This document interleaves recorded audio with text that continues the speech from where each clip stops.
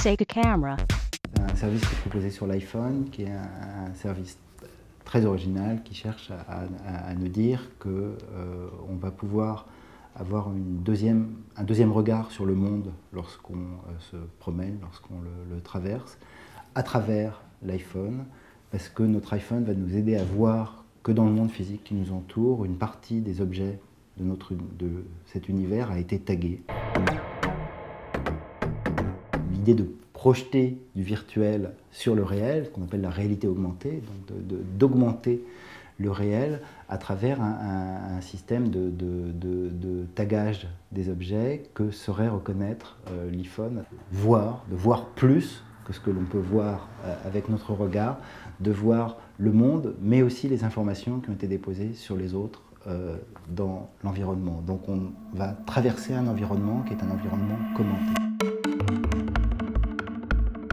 Il est aussi possible et probable qu'on ait de plus en plus envie d'être dans un monde inconnu, qu'on ait de plus en plus envie d'être dans un espace qui nous déroute, qui nous dérange, qui nous surprenne.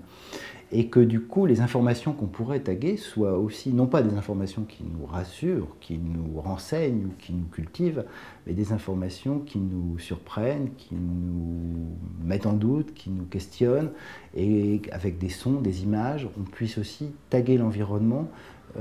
d'une toute autre façon que l'idée simplement de conforter notre information, mais qui soit plus à susciter la curiosité et à renforcer des expériences plus sensibles, plus émotionnelles et plus affectives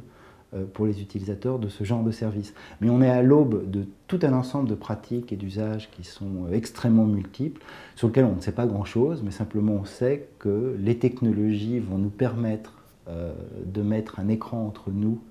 et le monde, et que sur cet écran, les inventeurs de services vont pouvoir imaginer toute une série de choses que l'on n'imagine pas pour l'instant, mais qui peut très très facilement entrer dans les habitudes et dans les usages,